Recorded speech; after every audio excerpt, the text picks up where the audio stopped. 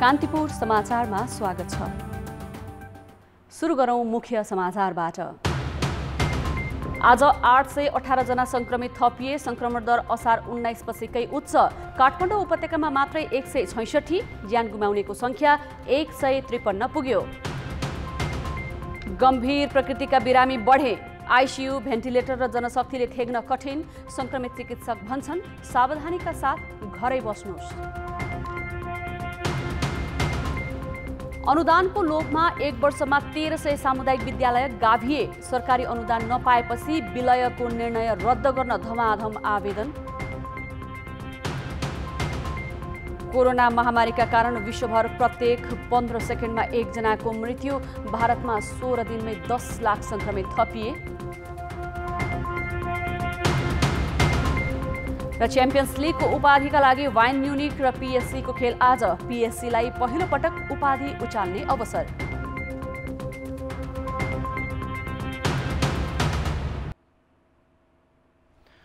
Corona भाइरसको संक्रमण दर बढेको छ। पछिल्लो 24 घण्टामा 8026 नमुना परीक्षण गर्दा काठमाडौँ उपत्यकामा 166 सहित 818 जनामा भाइरस देखिएको छ।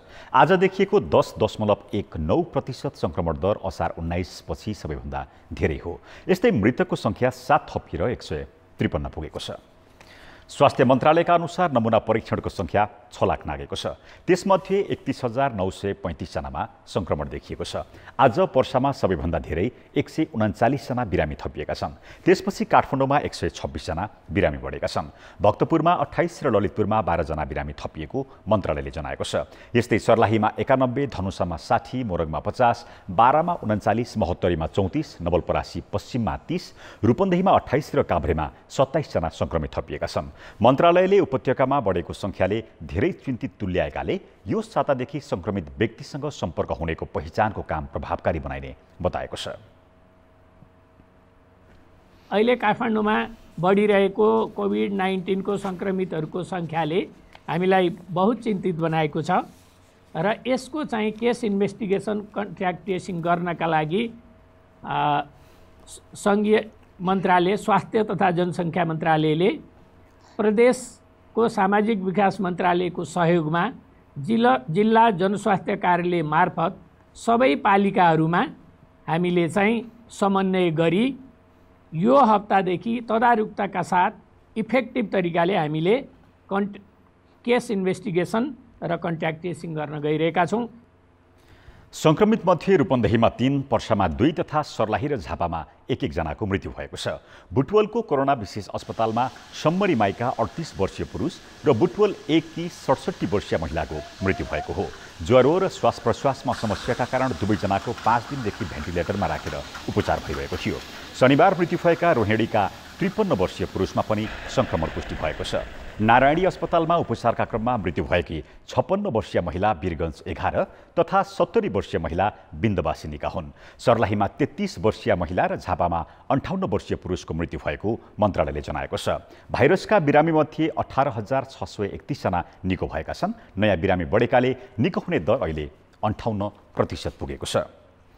गम्भीर प्रकृतिका बिरामी बढ्दै जाँदा अक्सिजन, आइसियु र भेन्टिलेटरमा पनि चाप बढेको छ। संक्रमण समुदायमा फैलनुका साथै दीर्घरोगी तथा उमेर ढल्किएकालाई आक्रमण गर्न थालेको छ। यही दरमा गम्भीर प्रकृतिका बिरामी बढ्दै जाँदा आइसियु तथा भेन्टिलेटर मात्रै अपुग हुने छैनन्, जनशक्तिले पनि नथेग्ने अवस्था आउने देखिएको छ। शनिबारसम्म भाइरसका 12,600 भन्दा बढी सक्रिय बिरामी छन्। एकातिर बिरामी दिनहुँ बढिरहेका छन् भने अर्कातिर आइसियु र भेन्टिलेटरमा राखेर उपचार गर्नुपर्नेको संख्या पनि थपिँदैछ। अहिले 137 जना आइसियुमा र 10 जना भेन्टिलेटरमा छन्। नेपालभर कोभिड-19 का लागि जम्मा 946 आइसियु र 496 भेन्टिलेटर छुट्याइएको छ। अर्को पक्ष के छ भने पछिल्लो समय निको हुने भन्दा दैनिक संक्रमितको संख्या बढी हुँदै गएको छ। परिस्थिति गम्भीर बन्दै गएको भन्दै संसदको मानवाधिकार समितिले तत्काल 10,000 आइसियु र भेन्टिलेटरको व्यवस्था गर्न भनेको छ। स्वास्थ्य मन्त्रालयले भने जम्मा 100 भेन्टिलेटर किन्ने प्रक्रिया थालेको छ। हजारौं बिरामीलाई आइसियु र भेन्टिलेटरमा राख्नु परे त्यतिखेर न ठाउँ हुनेछ न त जनशक्तिकै लागि तयारी गरिएको छ। त्यो संक्रमित भएको मान्छेहरू आइसियुमै उपचार गर्नुपर्ने संख्या पनि बढेर गइराखेको छ। सरकार चाहिँ यो विषयमा पुरा जानकार छ भन्ने कुरा हामीले मान्नु पर्यो। बेडको संख्या कसरी मिलाउने, भेन्टिलेटरको संख्या कसरी मिलाउने, जनशक्तिको कुरालाई कसरी मिलाउने भन्ने कुरा चाहिँ उहाँहरूले एउटा योजना बनाएर उहाँहरू कार्यरत हुनुहुन्छ भन्ने कुरामा हामीले विश्वास गर्नुपर्ने होला। अब यदि अहिले हामीले सोचेको जस्तो परिस्थिति रहेनछ भने चाहिँ हाम्रो यहाँ अहिले जे उपलब्ध छ त्यतिले थ्याक्ने प्रयत्न गर्दा गर्दै अलिकति दुर्भाग्यपूर्ण स्थिति नआउला भनेर भन्न सकिँदैन। पूर्वाधारका रूपमा आइसियु र भेन्टिलेटर बढाए पनि त्यसलाई ठिक ढङ्गले सञ्चालन गर्ने जनशक्ति व्यवस्थापन बारे स्वास्थ्य मन्त्रालयले कुनै तयारी नै गरेको छैन। जबकि काठमाडौँ, चितवन, वीरगञ्ज, विराटनगर जस्ता जनघनत्व बढी भएका सहरमा महामारी उच्च दरमा फैलिँदैछ। यही दरमा फैलिँदै गए अब चाँडै नै विस्फोटक बन्ने चेतावनी महामारी विज्ञले दिएका छन्। त्यसैले अहिले नै जनशक्तिको व्यवस्थापन नगरे भएकै पूर्वाधार पनि जनताको जीवन रक्षामा प्रयोग नहुने अवस्था आउनेछ। हाम्रो सिस्टम यस्तो बनाउनु पर्यो कि त्यहाँ हरेक बेडमा चाहिँ एउटा भेन्टिलेटर ब्याकअप चाहिँ राख्नुपर्ने हुन्छ। कुनै पनि त्यो बिरामी त भेन्टिलेटर जानुपर्ने हुन्छ र त्यही भएर चाहिँ अहिले अरू कोभिड नन कोभिड भएको हाम्रो बिरामीलाई सर्भिस त दिनु नै छ। यो बाहेक कोभिडको बिरामीलाई चाहिँ फेसिलिटी दिनको लागि अहिले भइरहेको भेन्टिलेटर चाहिँ आवश्यक ले चाहिँ पुग्छ जस्तो मलाई लाग्दैन। यो त इन्फ्रास्ट्रक्चर कुरा भयो। इन्फ्रास्ट्रक्चरले मात्रै आउटकम नहुन सक्छ। यसमा ह्युमन रिसोर्सको त्यत्तिकै महत्त्वपूर्ण रोल हुन्छ हैन। सुरुमा 1-2 जना संक्रमित देखिँदा तयारीका लागि जसरी हल्ला गरिएको थियो, अहिले 24 घण्टामै 1000 जना थपिँदा पनि त्यो तहको गम्भीरता देखिँदैन। अक्सिजन, आइसियु र भेन्टिलेटर अनिवार्य बन्ने बिरामीको चाप बढ्दै जाँदा परिस्थितिको सामना कसरी गर्ने हो अहिले नै तयार नहुने हो भने भोलि हाम्रो हातमा क्षतिको विवरण मात्रै हुनेछ। कान्तिपुर समाचारका लागि दीपक आचार्य, काठमाडौँ। कोरोना भाइरस रोकथामका लागि अग्रपन्थीमा खटिएका स्वास्थ्यकर्मी र सुरक्षाकर्मी नै एकपछि अर्को गरी बिरामी पर्न थालेका छन्। अहिलेसम्म 300 भन्दा बढी स्वास्थ्यकर्मी संक्रमित भएका छन्। त्यस्तै आइसोलेसन अभावमा घरमै बस्ने बिरामीको संख्या करिब 4000 पुगेको छ। घरमै बसेर शनिबार संक्रमणमुक्त भएका चितवन रत्नगर अस्पतालका मेडिकल सुपरिन्टेन्डेन्ट डाक्टर विश्वबन्धु बगालेसँग सहकर्मी कृपाल गौतमले कुराकानी गरेका छन्। कोरोना विरुद्ध लड्दा लड्दै तपाईँ आफै नै संक्रमित पनि हुनुभयो। संक्रमित भएपछि तपाईँको अनुभव कस्तो रह्यो? यो काम गर्ने क्रममा जुन किसिमको चाहिँ अलिकति अब हाम्रो देशमा पनि बिस्तारै यसले चाहिँ प्रकोपको रूपमा चाहिँ यो आउने भयो भनिसके पछाडि जुन सजगताहरू अपनाउँदै कुनै क्रममा चाहिँ कामकै सिलसिलामा संक्रमित हुन पुग्दाखेरि आफूलाई जुन किसिमले संसारैभरि यसको चाहिँ महामारी र अलिकति मानसिक त्रास व्याप्त छ, थोरै मात्र भए पनि यसले अलिकति मलाई पनि केही चाहिँ मानसिक रूपमा थोरै विचलित चाहिँ गर्यो नै। अब यो पोजिटिभ भइसके पछाडि तपाईँको रिपोर्ट पोजिटिभ आएर भनिसके पछाडि चाहिँ त्यसले थोरै असर चाहिँ गर्दो रहेछ। तर आफैले यस विषयमा सबै कुरा अन्य चाहिँ आम नागरिकको बुझाइभन्दा चिकित्सकको हिसाबले मेरो बुझाइ अलिक फरक पहिलादेखि नै भएको हुनाले जुन जति चाहिँ चिन्ता अरू आम मानिसलाई हुन्थ्यो त्यो तुलनामा थोरै कम भयो। तैपनि सुरुमा सुन्दाखेरि अलिकति मलाई पनि भनौँ न एक किसिमको त्रास जस्तो चाहिँ भयो। कोरोना संक्रमण भएकै कारणले तपाईँले दुर्व्यवहार पनि खेप्नु पर्यो। यस्तो चाहिँ देशको विभिन्न ठाउँमा यस्तो चिकित्सकहरूले दुर्व्यवहार खेपिरहेका छन्। मानिसहरू चाहिँ यति असहिष्णु किन भएका होला तपाईँको विचारमा? धेरै विकसित देशहरूमा पनि यो खालको चाहिँ महामारीलाई कन्ट्रोल गर्न हम्मे परिरहेको अहिलेको अवस्थामा झन् सामाजिक हिसाबले हाम्रो जस्तो अल्प विकसित विकासोन्मुख देशहरूमा चाहिँ यस्तो खालको प्रवृत्तिले गर्दाखेरि झनै गाह्रो हुन्छ जस्तो लाग्छ मलाई। किनभने मेरै घटना हेर्ने हो भने पनि म घरमा छुट्टै बस्न मिल्ने भएको कारणले गर्दाखेरि म घरमा छुट्टै बसिरहेको थिएँ। कति चाहिँ मानिसहरू अझ घरमा बस्न मिल्ने अवस्था नरहला, ठुलो फ्यामिली हुनसक्छ, कमन बाथरुमहरू सेयर गर्नुपर्ने अवस्था हुनसक्छ, कतिजना चाहिँ भाडामा रेन्टमा बस्नुभएको हुनसक्छ, कति चाहिँ एउटै घरमा धेरैवटा फ्यामिलीहरू बसेको हुनसक्छ। त्यस्तो अवस्थामा झन् चाहिँ समाजमा चाहिँ मानिसहरूले के गरिदिनु पर्ने, उसलाई सकभर आइसोलेट गर्नलाई के कति सहयोग गर्नुपर्छ, उसलाई सकभर समुदायमा घुलमिल हुन नदिनलाई हामीले चाहिँ के गर्नुपर्छ भन्नेतिर चाहिँ हाम्रो फोकस कम भयो। अनि अरू कुरामा मतलब रोग सारिदिने भयो यिनीहरूले भन्नेतिर चाहिँ हाम्रो त्रास अलि बढी व्याप्त भयो। त्यो कारणले गर्दाखेरि चाहिँ यो एउटा लेभलको एजुकेसन चाहिँ सबैजनालाई चाहिँ जान जरुरी पनि छ। फ्रन्टलाइनरमा काम गर्नेहरूको स्वास्थ्य सुरक्षामा हामी कहाँनिर चुकेको रहेछौँ, तपाईँको अनुभवले के भन्छ? यसले अझै पनि भयावह रूप लिने अवस्था छँदैछ। धेरै मान्छेहरू सङ्क्रमित हुने सम्भावना छ र धेरै चाहिँ हामीले कल्पना गरे भन्दा बाहिरको मृत्यु दरहरू पनि हुनसक्छ भन्ने हिसाबले चाहिँ सजग चाहिँ पाउँछु पहिलाभन्दा। तर पनि सायद अब यो रिसोर्सेस र अलिकति हामी कहाँ धेरै खालको एक्सपर्टिजहरू भनौँ, इभन हामीले अहिले देखेर फेस गरिरहेको प्रब्लम भनेको इन्टेन्सिभ केयर युनिटहरू कति चाहिन्छ, भेन्टिलेटर कति चाहिन्छ, आइसोलेसन सेन्टरहरू कसरी राख्नुपर्छ, त्यसलाई छुट्याउनु पर्छ कि छुट्याउनु हुँदैन कि, अथवा सबै ठाउँमा चलाउनु पर्छ कि भन्ने बहसहरू चलिरहेछन्। यो अलि पहिला गर्न पाएको भए हुन्थ्यो जस्तो लाग्छ। किन अब त महामारीको रूपमा चाहिँ यो लगभग हाम्रो चाहिँ सङ्घारमै आइसक्यो, यसले चाहिँ समुदायमा ट्रान्समिसन भइसक्यो र अब यसले चाहिँ हामीले मृत्युदर घटाउनलाई अथवा धेरै बिरामी हुने चाहिँ लक्षणसहितको बिरामीहरू हुने चाहिँ कुरालाई घटाउन सक्यौँ मात्र भने पनि हामी यसमा चाहिँ सफल हुन्छ। भने पहिला के भयो भन्नुभन्दा नि अब के गर्ने र भन्ने कुरामा प्लानिङ गर्ने हिसाबले चाहिँ अगाडि बढ्यो भने निश्चय पनि त्यो गर्न सकिन्छ, यसलाई अलिकति रोक्न सकिन्छ। कोरोना सङ्क्रमितलाई समाजले कस्तो व्यवहार गर्नुपर्छ, जस्तो अन्तर्राष्ट्रिय अभ्यास कस्तो छ? सङ्क्रमित मान्छेहरूलाई असङ्क्रमित मान्छेहरूसँग छुट्याउन, आइसोलेट गर्नलाई समाजको एकदमै महत्त्वपूर्ण भूमिका रहन्छ नि। अब यो चाहिँ अहिले जुन खालको प्र्याक्टिस हामी कहाँ भइरहेछ त्यसले झन् विभेद बढाउँछ, त्यसले झन् समस्या निम्ति आउँछ जस्तो लाग्छ। यसलाई सहज गर्नलाई के भने अब यो कोरोनासँगसँगै आत्मसात गर्दै अगाडि बढ्ने भने बरु सजिलो होला।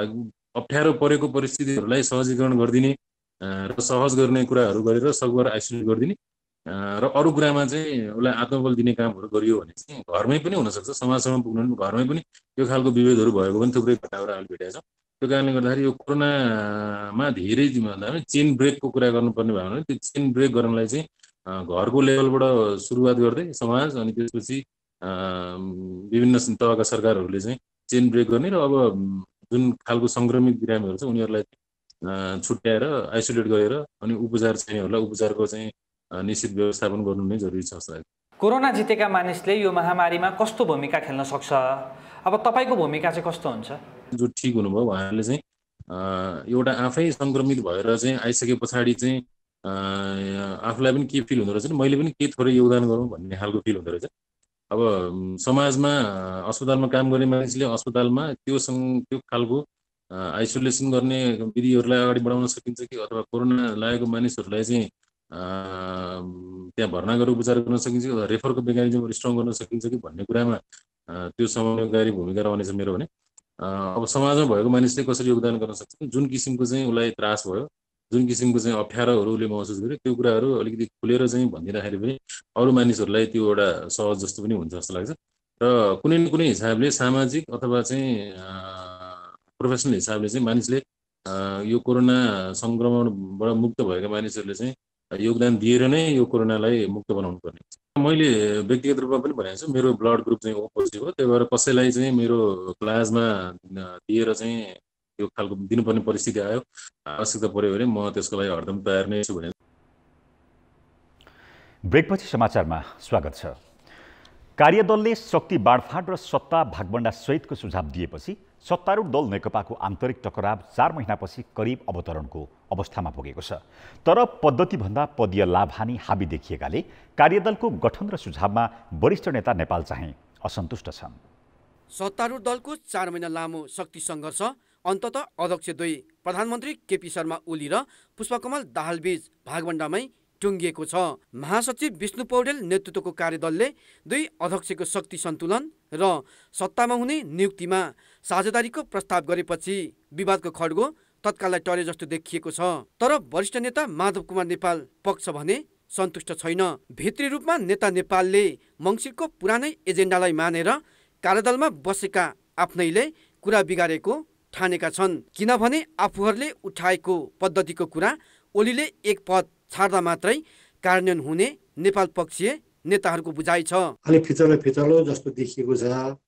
त्यो के अर्थमा भने अब यो एजेन्डाहरूलाई ठोस बनाएर ल्याउनको लागि, त्यो कार्य प्रारम्भ गर्नको लागि कङ्क्रिट साइजमा ल्याउन कार्यदल गठन गर्ने, यसले पनि धेरै जसो कुराहरू नीतिगत ढङ्गले नै ल्याएको हुनाले फेरि त्यो नीतिगत कुराहरूलाई कार्यरूप दिनको लागि अर्को कार्यदल बनाउनु पर्ला जस्तो रिपोर्ट मैले देखेको छु।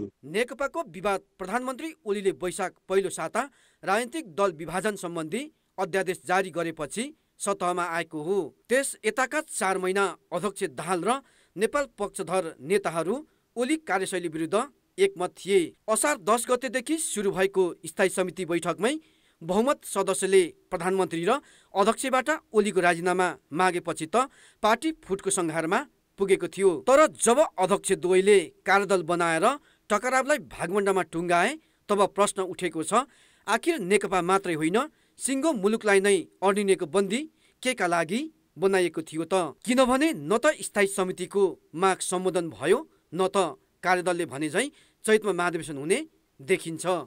अपवाद कोरोना र अस्तुत अर्को त्यस्तै कुनै प्रकृतिको महामारी आइपरेछ भनेदेखि अपवाद होला, अन्यथा चैतमा महाधिवेशन गर्ने कुरा जायज छ।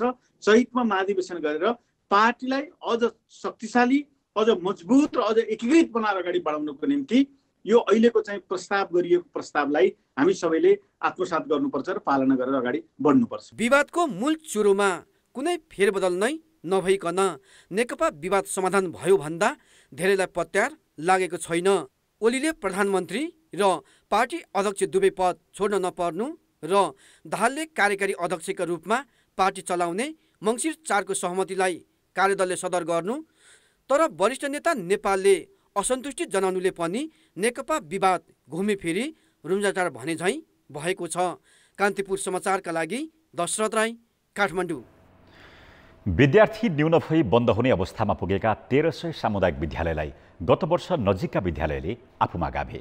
तीमध्ये कतिपय विद्यालयले सरकारबाट अनुदान नपाएपछि गाभ्ने निर्णय रद्द गरी पुरानै अवस्थामा सञ्चालनका लागि निवेदन दिन थालेका छन्। भक्तपुर बालकोटमा 41 वर्ष अघि स्थापना भएका बालकोट प्राथमिक विद्यालय नजिकैको गणेश आधारभूत विद्यालयमा गाभिएको छ। विद्यार्थी संख्या 10बाट पनि तल झरेपछि ऊ अर्को विद्यालयमा गाभिएको। बालकोट प्राविको भवनमा अहिले सूर्यविनायक नगरपालिकाको वडा कार्यालय बसेको छ। सरकारी स्कुलमा बच्चै नभएका कारणले यो हाम्रो विद्यालय पनि यो बालकोट प्राविलाई हामीले बाध्य भएर गणेश आधारभूत विद्यालयमा हामीले मर्ज गर्नुपर्ने अवस्था आयो। नर स्तरीय सम्पूर्ण स्कुलहरूले एउटा क्राइटेरिया के बनायो भने जुन स्कुलमा कम विद्यार्थी छन् त्यस्तो स्कुललाई अनावश्यक खर्च बरु अर्को स्कुलमा लगेर गापौँ भन्ने भएपछि यो बिल्डिङ नबन्दै स्कुल मर्ज भइसकेको थियो। बालकोट प्रावि जस्तै 68 जिल्लाका 1300 विद्यालय नजिकैको विद्यालयमा गाभिएका छन्। विद्यार्थी न्यून हुने विद्यालयलाई गाभ्ने नीति लिएको 1 दशक नागे पनि गत वर्ष मात्र उल्लेख्य विद्यालय गाभिएका हुन्। गाभिएपछि विद्यालयलाई 25 देखि 60 लाख रुपियाँसम्म प्रोत्साहन अनुदानको लोभ देखाइनु यसको मुख्य कारण थियो। तर अनुदान नपाएपछि बन्द हुने ठुला विद्यालयले धमाधम गाभ्ने निर्णय रद्द गरी आफूलाई पहिलेको अवस्थामा सञ्चालन हुन दिन निवेदन बुझाउन थालेका छन्। हाम्रो विद्यालयमा चाहिँ उपयोगी सिरुटार एकै उपयोगी आधारभूत विद्यालय मर्ज भएको। अब यो सरकारको पोलिसी पनि आयो, मर्ज भएका विद्यालय जुन छन् जुनमा मर्ज भएको छ त्यसमा चाहिँ अब तहगत रूपमा पैसा दिने भनेको छ। भनिसकेपछि हामीले पनि अब हाम्रो मर्ज भएको हाम्रोमा, त्यसैले हामीलाई पैसा चाहिँ आवश्यकता अब हाम्रो अधिकार भनौँ न, अब यो चाहिँ अधिकार भयो दिनुहोस् भनेर माग गर्यौँ हामीले। त्यसो त शिक्षा तथा मानव स्रोत विकास केन्द्रले अनुदानका लागि निवेदन बुझाउन सूचना नै निकालेको थियो। तर अनुदान गरे भन्दा धेरै सङ्ख्यामा निवेदन परे। विनियोजित बजेट नै अपुग हुने भएपछि कसैलाई पनि दिएनन्। केन्द्रले अनुदानकै लोभमा धेरै विद्यालय गाभिएको आशंकासहित नीतिमै पुनर्विचार गर्दैछ। समायोजन गरेर आयो, हाम्रो बजेट आएन, अब के गर्ने भनेर धेरै विद्यालयले भनेको पनि छ। र कतिपय विद्यालय चाहिँ यदि अनुदान आउँदैन भने त अब हामी हाम्रो मर्ज फिर्ता गर्छौँ, के गर्दा हाम्रो मर्ज फिर्ता हुन्छ, समायोजन गरेको कुरा चाहिँ हामी मान्दैनौँ, मान्ने छैन भन्ने पनि कतिपय कुराको निवेदन, कतिपय मौखिक चाहिँ गुनासोहरू आउने गरेको छ। यसका आधारमा हेर्दा चाहिँ हिजो समायोजन गरेका धेरै विद्यालयहरू चाहिँ कतिपय विद्यालयहरू चाहिँ अनुदान प्राप्त हुन्छ भन्ने आधारमा समायोजनको लाइनमा गयो कि भन्ने हामीलाई शङ्का लागेको छ। त हाम्रो चाहना भनेको अनुदान प्राप्त हुने आधारमा समायोजन गर्ने भन्दा पनि आवश्यकताको आधारमा जहाँ आवश्यक छैन त्यहाँ समायोजन गरेर जानुपर्छ भन्ने हो। त्यसले गर्दाखेरि यो विषयमा हामीले पुनर्विचार गर्नुपर्ने देखिन्छ। केन्द्रले स्थानीय तहको सिफारिसका आधारमा विद्यालयलाई एक आपसमा गाभिएको हो। कतै स्थानीय तहले विद्यालयको दूरी ख्यालै नगरी अनुदानको लोभमा अन्धाधुन्ध सिफारिस गरेका त होइनन् भन्ने छानबिनको विषय बनेको छ। कान्तिपुर समाचारका लागि क्यामेरामा सञ्जय लुइतेलका साथ नारायण किलम्बु, काठमाडौँ। अहिलेसम्म कोरोना भाइरसको खोप विकास भएको छैन। त्यसैले गम्भीर प्रकृतिका बिरामीलाई बचाउन संसारभर अनेक उपाय गरिँदैछ। त्यसमध्ये एउटा विधि हो निको भएका बिरामीको प्लाज्मा दिएर अन्य संक्रमितको उपचार गर्ने। नेपालमा प्लाज्मा थेरापीको सुरुवात त गरिएको छ, तर व्यवस्थित रूपमा भने अघि बढाइएको छैन। शनिबारसम्म 1 दर्जनभन्दा बढी संक्रमितलाई प्लाज्मा दिएर उपचार गरिसकिएको छ। यसरी प्लाज्मा पाएका बिरामी निको भइरहेका छन्। खोप बनि नसकेकाले गम्भीर प्रकृतिका बिरामीलाई बचाउने एउटा उपाय प्लाज्मा थेरापी हो। एकजना मानिसको 500 मिलिलिटर रगतबाट 3 जनालाई प्लाज्मा दिन सकिन्छ। त्यसैले प्लाज्मा उपचार विधिलाई सरकारले प्राथमिकतामा राखेको छ। स्वतस्फूर्त हिसाबमा रिकभर भएर गएका बिरामीहरूको लिस्टहरू हामीसँग अटोमेटिक आउने प्लानमा हामी गरिरहेछौँ। त्यो भइरहेछ होइन। त्यसले गर्दाखेरि हामीसँग अब लिस्टको चाहिँ खासै समस्या छैन र माग गरे अनुसार चाहिँ अझै दिने गरी हाम्रो वातावरण बनिसकेको छ। अलिकति चाहिँ पुरानो जुन बिरामीहरू चाहिँ धेरै पहिले डिस्चार्ज भएर जानुभयो भने त्यसको चाहिँ त्यो सिस्टमेटिक तरिकाले डाटा ल्याउने क्रम चाहिँ त्यो नभएको हुनाले अलिकति गाह्रो छ नै, तर पहिला भन्दा अलिक सजिलो भएको छ। कोरोना भाइरसका बिरामीमा जुनसुकै बेला गम्भीर स्वास्थ्य समस्या आउन सक्छ। भाइरस संक्रमण भएपछि त्यस विरुद्ध लड्न बिरामीको शरीरमा एन्टिबडी बन्नुपर्छ। भाइरस मुक्त भएकाहरूको प्लाज्मा अरू बिरामीलाई दिँदा उसको रोगसँग लड्ने क्षमता बढ्छ। त्यसैले विश्वका धेरै देशले अहिले उपचारमा प्लाज्मा विधि प्रयोग गर्दै आएका छन्। तर हामी कहाँ सरकारले प्राथमिकतामा राखेको भए पनि प्लाज्मा विधिलाई व्यापक बनाउन सकिएको छैन। तपाईहरुको एक पोका रगतले कुनै बिमारीलाई मृत्युसँगबाट बचाउन सक्छ, साह्रो गाह्रोबाट उसलाई कममा झार्न सक्छ भने त्यसमा चाहिँ नि हामी एकदम सस्फूर्ति खुसी साथ हैन यो अपर्च्युनिटीको रूपमा हामीले लिनुपर्छ। सबैलाई म यही आग्रह गर्छु, तपाईलाई एक पिन ब्लडले केही पनि असर गर्दैन, एब्सोल्युटली गर्दैन। तपाईले हिजो पनि ब्लड डोनेसन गर्नु भएको थियो, भोलि पनि गर्नुहुन्छ। त्यस्तै कोभिड संक्रमण भएको बिमारीलाई चाहिँ नि यो फुल अपर्च्युनिटी छ तपाईले चाहिँ नि अरू बिमारीको ज्यान बचाउनको लागि। अहिले एकातिर संक्रमण मुक्त व्यक्तिले प्लाज्मा दिन सहजै तयार नहुने स्थिति छ भने अर्कोतिर दिए पनि भण्डारण गर्ने स्थान छैन। त्यसैले यस विधिबाट उपचार बढाउन सरकारले नै व्यवस्थित पहल गर्नुपर्ने खाँचो छ। कान्तिपुर समाचारका लागि कृपाल गौतम, काठमाडौँ। कोरोना भाइरस संक्रमणको जोखिमबाट बच्न सरकारले नियमित रूपमा सेनिटाइजर प्रयोग गर्न आग्रह गर्दै आएको छ। यो अहिले जनजिब्रोकै शब्द पनि भइसकेको छ। तर के बजारमा उपलब्ध सबै सेनिटाइजर प्रयोग गर्न लायकका छन् त? यसको जवाब स्वयं सरकारसँग नै छैन, किनभने गुणस्तरबारे कसैले पनि ध्यान दिएकै छैनन्।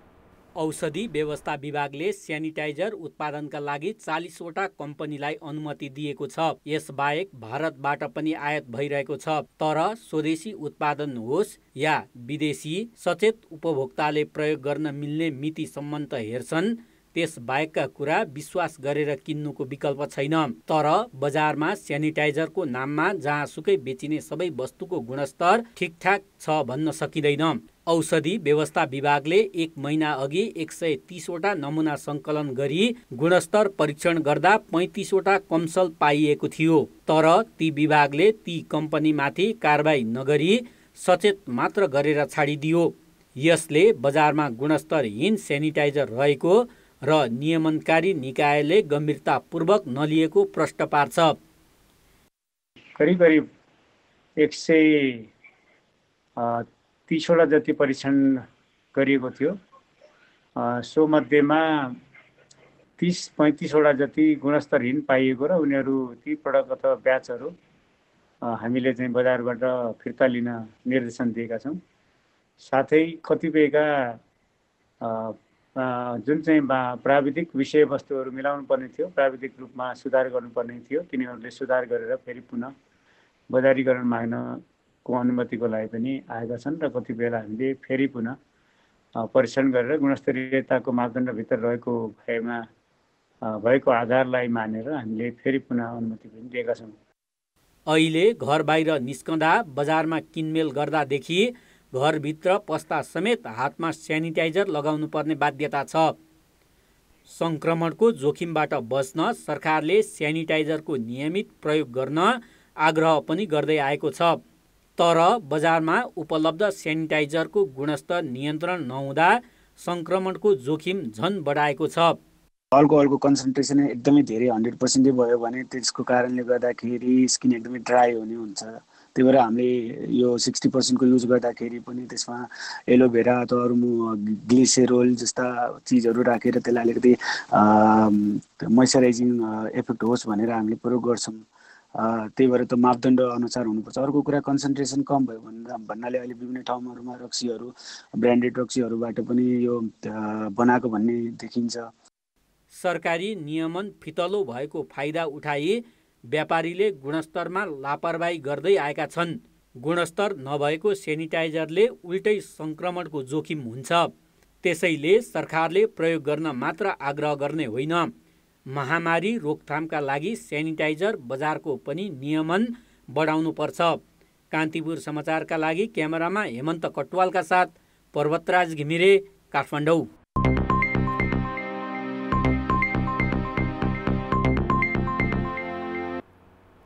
नेपालमा गत आर्थिक वर्षमा करिब 2.5 खर्बको कृषिजन्य वस्तु आयात भयो। यसले देशभित्र कृषिको प्रचुर सम्भावना रहेको देखाउँछ।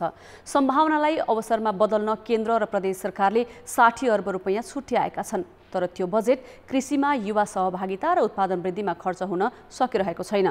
सरकारसँग ठोस कार्यक्रम नभएकैले भारतबाट स्वदेश फर्किएका युवा महामारीको जोखिमका बीच बाध्य भएर कामका लागि फेरि धमाधम उतै जान थालेका छन्। रोजगारीका लागि भारत गएका युवा मध्ये 4 लाखभन्दा बढी महामारी फैलिएपछि विभिन्न नाकाबाट फर्किए। ज्यान जोगाउन कतिपय खाली खुट्टा एक सप्ताहभन्दा बढी हिँडे। सीमा नाकामा झनै शास्ति बेहोरे। तर देश फर्किन पाएकाले उनीहरूले सबै पीडा बिर्सिए। तिनै युवा गाउँमा रोजगारीका अवसर नभएको र खेतीबारीको उब्जनीले परिवार पाल्न नपुग्ने भएकाले गुजारा चलाउनकै लागि अहिले बाध्य भएर संक्रमण सर्ने जोखिम बीच फेरि भारत जान थालेका छन्। युवालाई रोजगारी दिने र आत्मनिर्भर बनाउने कार्यक्रम सरकारसँग छैन। युवालाई कृषिमा संलग्न गराई कृषिजन्य वस्तुको आयात घटाउने विकल्पमा तिनै तहका सरकारको ध्यान छैन। बजेट नभएको भने होइन, केन्द्र र प्रदेश सरकारले मात्र कृषिमा 60 अर्ब रुपियाँ छुट्याएका छन्। केन्द्र सरकारले युवालाई कृषिमा आकर्षित गर्न मल बिउदेखि भण्डारण र बजारीकरणसम्म अनुदान छुट्याएको छ। तर त्यसमा टाठाबाठा दलका कार्यकर्ता र कर्मचारीसँग पहुँच हुनेको मात्र रजाइ छ। प्रदेश र स्थानीय सरकार पनि युवालाई कृषि उत्पादन बढाउने कार्यक्रम सञ्चालन गर्न चुकिरहेका छन्। जस्तो हामीले कृषि गर्ने भन्यौँ, तर हाम्रो वित्तीय संस्थाहरूसँग चाहिँ अझै पनि हाम्रो राम्रोसँग चाहिँ समन्वय हुन सकेको छैन। ब्याङ्कहरूसँग, सहकारीहरूसँग अझै पनि त्यो वित्तीय पहुँचको लागि त्यो सहजीकरण हुन सकेको छैन, पहिलो कुरा। दोस्रो कुरा तपाईँको भूमिको कुरा छ। भूमि मन्त्रालयसँग चाहिँ हामीले कृषि मन्त्रालय र भूमि मन्त्रालयको बीचमा समन्वय भएर कसरी चाहिँ यो जग्गाको चक्लाबन्दी गर्ने अथवा लिज फार्मिङ गर्ने अथवा कन्ट्र्याक्ट फार्मिङ गर्ने के गर्ने हो भन्ने कुराको निर्क्युल अझै पनि भइसकेको छैन। गत आर्थिक वर्ष 2 खर्ब 45 अर्ब रुपियाँको कृषिजन्य वस्तु आयात भयो। यो अघिल्लो आर्थिक वर्षको तुलनामा 20 अर्ब रुपियाँ बढी हो। अर्थात् कृषिजन्य वस्तुको आयात वर्षेनी बढिरहेको छ। कृषिजन्य वस्तु आयातमा खर्च हुने रकमले देशभित्रै 10 लाखभन्दा बढीलाई रोजगारी सिर्जना गर्न मात्र सकिँदैन, आयात प्रतिस्थापन गर्न पनि सकिन्छ। तर उद्यमशीलता प्रवर्धन र रोजगारी सिर्जना गरी कृषिजन्य वस्तुका लागि विदेशमा भर पर्नुपर्ने बाध्यता अन्ततः टाढाको कुरा। न्यूनीकरणका लागि ठोस पहल गरिएको छैन। सरकारी कार्यक्रम लक्षित वर्गलाई लाभ दिने भन्दा टाठाबाठाले बजेट बाँडीचुडी खाने प्रयोजनमा सीमित छन्। जसले प्रपोजल लेख्न सक्छ, जो अलिकति पढे लेखेको छ, उनीहरूको पहुँचमा पुग्यो भन्ने गुनासाहरू आएकै हुन्। र त्यो भएको हुनाले हामीले यो सालबाट चाहिँ सङ्घीय निकायहरूबाट सञ्चालित हुने कार्यक्रमहरूमा चाहिँ यो प्रपोजलमा आधारित हुने कार्यक्रमहरूलाई पुरै निरुत्साहित गरेका छौँ। सरकारले कृषिको बजेट 10 वर्षमा 7 अर्बबाट 34 अर्ब पुर्याए पनि बढ्दो आयातले औचित्य पुष्टि हुन सकेको छैन। महामारीका बेला विदेशबाट फर्किएका युवालाई सहभागी गराएर कृषि उपज बढाउने अवसर सदुपयोगमा तिनै तहका सरकारले ध्यान नदिनु विडम्बनापूर्ण हो। कान्तिपुर समाचारका लागि जिल्ला संवाददाताहरूको सहयोगमा सुमन पन्थ, काठमाडौँ। ब्रेकपछि समाचारमा पुनः स्वागत छ। जनघनत्व धेरै रहेका काठमाडौँ र विराटनगर दुवै अहिले कोरोना महामारीको केन्द्र बनेका छन्। विराटनगरभन्दा काठमाडौँ महानगरमा भाइरसका बिरामी धेरै छन्। स्रोत साधनका हिसाबले काठमाडौँ देशकै सबैभन्दा बढी बजेट परिचालन गर्ने स्थानीय तह हो। तर उसले महामारी रोकथामका लागि अहिलेसम्म सिन्को पनि भाँचेको देखिँदैन। उता विराटनगरका प्रमुखले भने नमुना परीक्षण बढाउन, सक्रियता बढाउनुका साथै रोकथामका लागि आफ्नो 1 वर्षको तलब नै सहयोग गर्ने घोषणा गरेका छन्। काठमाडौँमा आइतबारसम्म कोरोना भाइरस संक्रमितको संख्या 2500 नाघिसकेको छ। तीमध्ये अधिकांश महानगरमा बसोबास गर्ने हुन्। महानगरका बस्ती बस्तीमा भाइरसका बिरामी छन्। संक्रमण समुदाय स्तरमा फैलिरहँदा महानगरले रोकथामका लागि नतिजा देखिने गरी कुनै काम गरेको छैन। उसले अहिलेसम्म क्वारेन्टिन बनाएको छैन भने आइसोलेसनका लागि बल्ल स्थान खोज्दैछ। ऊ अहिले सुनसान सडक किनारलाई निर्मलीकरण गर्ने भूमिकामै सीमित छ। वार्षिक 16 अर्ब बजेट परिचालन गर्ने महानगर प्रमुख विद्यासुन्दर साके भने पीसीआर परीक्षणमा खर्च गर्नै नहुने अभिव्यक्ति दिइरहेका छन्। काममा एकपछि अर्को गरी चुकिरहेका उनले अहिले संक्रमणबाट कसैको पनि मृत्यु हुन नदिने बताउन थालेका छन्। जबकि भाइरस संक्रमित मध्ये काठमाडौँमा अहिलेसम्म 1 दर्जनको मृत्यु भइसकेको छ। महामारी रोकथाममा काठमाडौँ महानगर प्रमुखको भूमिकै नदेखिएका बेला यहाँ जस्तै संक्रमण फैलिएको विराटनगर महानगरका प्रमुख भने निकै सक्रिय छन्। संक्रमण फैलिएको भारतसँग सीमा जोडिएकाले विराटनगर बढी जोखिममा छ। त्यहाँ अहिले संक्रमितको संख्या 800 हाराहारी छ। तीमध्ये 7 जनाले ज्यान गुमाएका छन्। महामारी समुदाय स्तरमा देखिएपछि महानगर प्रमुख भीम पराजुलीले लकडाउन गरे। केन्द्र र प्रदेश सरकारले उपलब्ध गराएका स्वास्थ्य सामग्री अपुग भएपछि नमुना परीक्षण गर्न चाहिने सामग्री महानगरले आफै किन्यो। त्यहाँ संक्रमित व्यक्तिसँग सम्पर्क हुनेको पहिचान र परीक्षण बढाइएको छ। त्यति मात्र होइन, पराजुलीले आफ्नो 1 वर्षको तलब महामारी रोकथामका लागि सहयोग गर्ने घोषणा गरेका छन्। एउटा पीसीआर ल्याब यहाँ विराटनगरमा एउटा पीसीआर ल्याबको आवश्यक छ। हामीसँग भएको ल्याबबाट पर्याप्त भएन। मान्छेहरूले चाहिँ 5-6 दिन परीक्षणको लागि कुर्नु पर्यो र संक्रमण चाहिँ बढेकै बढे भयो। किन समुदाय स्तरमा संक्रमण फैलिएको छ। यसको लागि चाहिँ निजी स्रोतबाट मैले आफूले आफ्नो सेवा सुविधाबाट मैले 5 लाख रुपियाँ मैले दिएको छु र त्यस्तै यहाँका उद्योगिक व्यवसाय समाजसेवीबाट जोडिएर चाहिँ लगभग हामीले 52 लाख रुपियाँ अहिले उठाइसकेका छौँ र त्यसमा चाहिँ पहिलो चरणमा हामीले अहिले पीसीआर ल्याब मेसिन चाहिँ आइसकेका छ। हिजो बेलुका आइपुग्यो। त्यसपछि हामी आरएनए एक्सट्र्याक्सन मेसिन पनि लिँदैछौँ। यसरी 2टा चाहिँ पीसीआर ल्याब र आरएनए एक्सट्र्याक्सन मेसिन भयो भने चाहिँ परीक्षणको दायरालाई डबल ट्रेबल गर्न सकिन्छ। महामारी रोकथामका लागि गफ होइन, योजना सहितको कामको खाँचो छ। स्रोत साधन सम्पन्न काठमाडौँ महानगर प्रमुखलाई अझै पनि अरूबाट सिकेर काम देखाउने अवसर छ। कान्तिपुर समाचारका लागि श्री पाण्डेको रिपोर्ट। अब जनमतको अन्तिम परिणाम। जनमतमा हिजो हाम्रो प्रश्न थियो, विद्यार्थीलाई बोझ घटाउनु पर्ने बेला कक्षा 11 मा विषय नै थप्न खोज्नुलाई के भन्नुहुन्छ? ए. नियमित प्रक्रिया, बी. परिस्थितिको व्यवस्था र सी. कर्मकाण्डी सोच। जनमतको नतिजा यस्तो छ। ए. नियमित प्रक्रियामा 29%, बी. परिस्थितिको व्यवस्थामा 52% र सी. कर्मकाण्डी सोचमा 19% मत प्राप्त भएको छ। अब जनमतमा आजको प्रश्न। जनमत गुणस्तरहीन स्वास्थ्य सामग्री उत्पादन तथा बिक्री गर्ने व्यापारीलाई किन कारबाही नगरिएको होला? ए. नियमनमा कमजोरी, बी. मिलेमतोको नतिजा र सी. व्यापारी नै बलिया भएर। जनमतको अन्तिम परिणाम भोलि बेलुकी 8 बजेको कान्तिपुर समाचारमा प्रसारण गर्नेछौँ। कृपया NEWS news space A, B वा C टाइप गरेर 34001 मा SMS गरी आफ्नो मत व्यक्त गर्नुहोला। अब जनताको आवाज। हामीले आज गोर्खामा सोधेका छौँ, कोरोना भाइरसको संक्रमण नियन्त्रणका लागि 3 तहका सरकारबीच समन्वय नहुँदा कस्तो समस्या भइरहेको छ? जनताको आवाज। क्वारेन्टाइनको व्यवस्थापन, आइसोलेसनको व्यवस्थापन लगायतका पाटाहरूमा जुन प्रकारले एउटा अभिभावकत्व निर्वाह गर्नुपर्ने केन्द्र सरकार र प्रदेश सरकारले थियो त्यो दिन सकिराखेको अवस्था छैन। स्थानीय सरकारले नै आफ्नै के अरे तहबाट त्यो व्यवस्थापन गरिराखेको अवस्था छ। एक आपसमा समन्वय नहुँदा पनि स्वास्थ्य सेवा प्रदानमा चाहिँ समस्या भएको छ। केन्द्र सरकार प्रदेश स्थानीयले दियो भने त यो नियन्त्रण चाहिँ हुन्छ कि? 3टा सरकार 3तिर सुर छ। अब जनताहरू आफ्नै पीडाले आफू मरिरहेका छन्। अब यस्तो रोग व्याधलाहा प्रदेश र यो स्थानीय सरकार बिचको चाहिँ समन्वयको कमीको कारणले गर्दाखेरिमा कोरोना नियन्त्रणमा स्वास्थ्य क्षेत्रमा निकै नै अनावश्यक धनराशि खर्च भएको छ। राजनीतिक दलको खिचातानी नै भएको हो जस्तो लाग्छ। सङ्घले प्रदेश र प्रदेशले चाहिँ स्थानीय निकायमा गरिने जुन निर्देशन पालनाको अनुकूल नदेखिएको कारणले पनि कोरोना चाहिँ राम्रो कन्ट्रोल होला भन्ने सम्भावना देखिएन। जतिवटा होस् कि होस्, 4वटा होस् कि 3वटा होस् कि 5वटा होस्, हामीलाई के मतलब हो? हामीले जनता चाहिँ भोकमरीले मरेका छन्, कोरोनाले मरेको छन्, सरकारलाई पत्तो छ, थाहा छ, केही थाहा छैन। आफ्नो आफ्नो ब्रेकमा बसेका छन्, हाँसेका छन्, बसेका छन्।